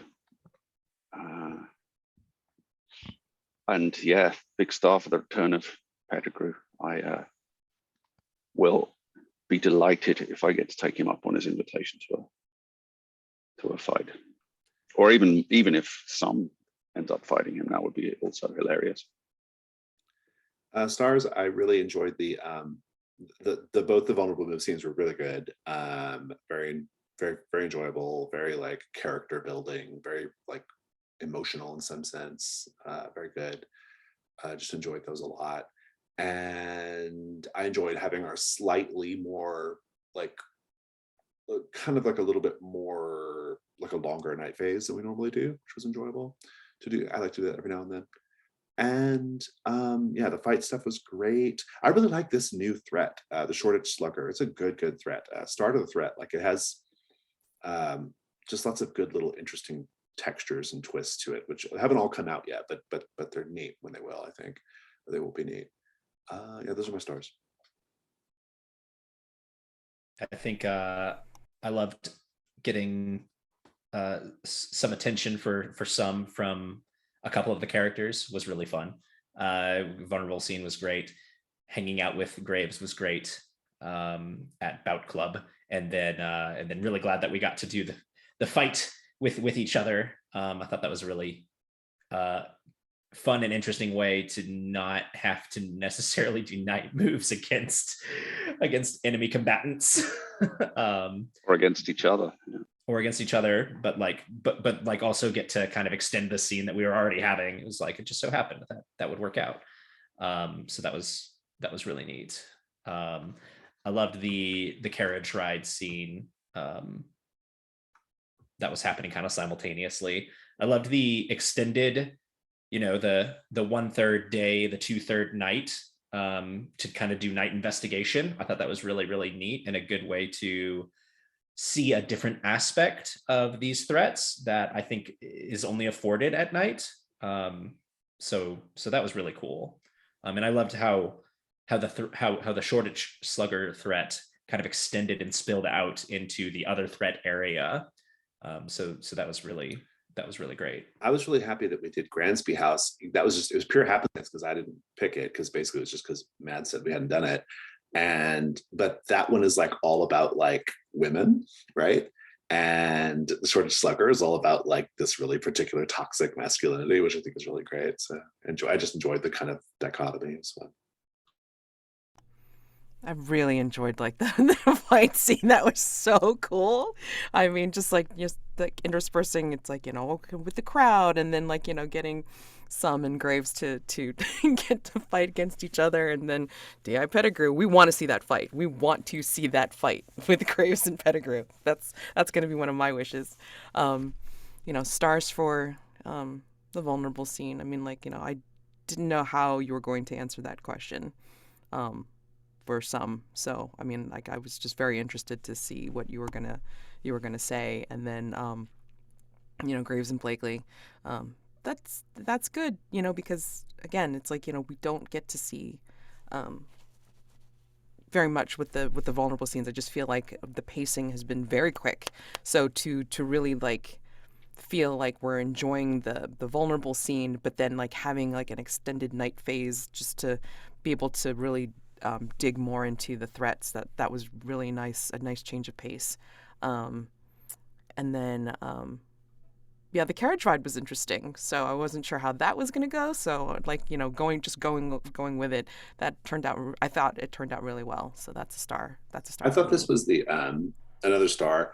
I thought this was, I mean, I think you all really always do a good job with this, but I think this was probably the best use of like ask me a question, or at least one of the best that we've seen, which I thought was really enjoyable. So yeah, I enjoyed that. That's kind of how I hoped the move would get used, so that was fun.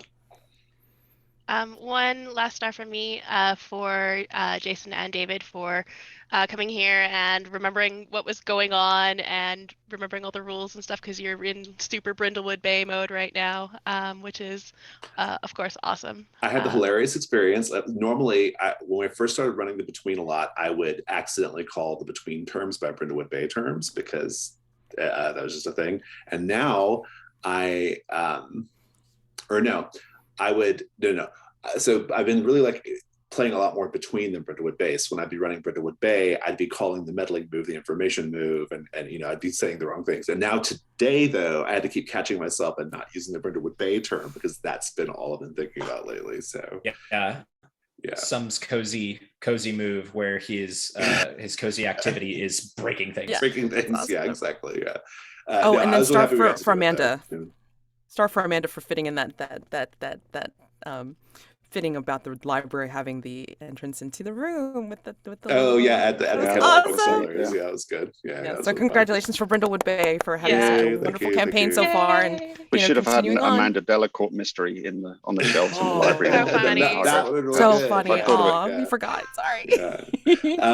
But I thought the dimension hopping library was good. It's been really nice just to, honestly, this is really, really a nice reprieve from the campaign. So I'm really happy we got to do it. It felt like I felt a little distracted the whole time, if I'm being honest, but it still, I think that's good. Understandable. Yeah. Good reason. Good reason. Kind of do run a game, which I love to do. So, oh, wishes. I am very curious if you all return to Bout Club, because all your interactions with Bout Club are the nighttime, midnight interactions with Bout Club, right? There is no like daytime Bout Club. So I'll be kind of curious to see how that structurally plays out, because there's not really any good like daytime leads on the Shoreditch Slugger. I mean, you can maybe come up with some kind of justification to go talk to another side character or something that you met, but for the most part, it's meant to be at night. And so I'll be kind of curious to see just like, is this going to be a regular thing for some and Graves for a few night phases? Like, you know, how's that going to go? Could be fun, yeah. Don't I they think change? They change venues, yeah. They change Okay. venues, but it's always at midnight. So Okay. Yeah, I think my biggest wish around all of that is I hope it's either implied or explicitly shown that that Pope is a member. Mm. Oh, that's good. I hadn't thought about that, but that's really good. Makes sense. I owe another wish. I hope we see the Shoreditch Slugger next time. We did not see him today. It'd be fun. And actually, I mean, there's something that was from not last time, but I think from part 5, where Gastrell invited some to Oh, that's right. be at the particular presentation. That's right. We should follow up on it. That would actually be a really good scene too. I forgot about that. Yeah, that would be really great. That's sort of like academic inquiry. Yeah, academic presentation. Right. Yeah. And then you know, if again wish list, whatever, you know, we try to enact that plan that Blakely had of going over to Admiral Flagg's house, and then you know, or somehow like, you know, finagling that, because Artemis does want to talk to him about something. So Listen, what if you become the mole on the inside? Yeah. You better not betray us, though. why would I do that? Why? That's a I very think a wish from me question. is I hope Artemis can I feel like Artemis and Miss Blakely attacking the Waitley camera mystery from opposite ends was an interesting dynamic, and it would be really cool if they could like team up to solve that.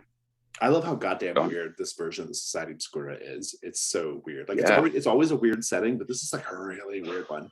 And I don't know why I've decided to go. I think it's because of y'all's conditions. I've been thinking a lot about your conditions and kind of having that influence the setting of the Society Obscura a little bit, you know? Because we're kind of down to this, like, we're in this interesting place where like the last 2 times you've gone, it's been like really empty, but also like not, you know, like there are no society members roaming around, but there's clearly something going on in the house. And if I was watching a TV show version of this, I would be like really intrigued. I'd want to know what's happening, you know? So I hope. Yeah, it's kind of feeling a little bit like a haunted house mystery. It is. It's starting to have that kind Totally. of that vibe. Yeah, which I'm here for. Yeah. Yeah, I mean, I having that vibe. definitely want to see this, because I mean, like, you know, now it's, you know, we get together, and then like for next day phase, it's like, you know, I want to get whatever and clues that we can to freaking like answer this and wrap this up. I mean, I don't care, you know. I just want And to the get this answers done. to the Waitley camera are always just completely bonkers, Always because bonkers, it's yeah. such a weird mystery. Yeah. So it's Yeah.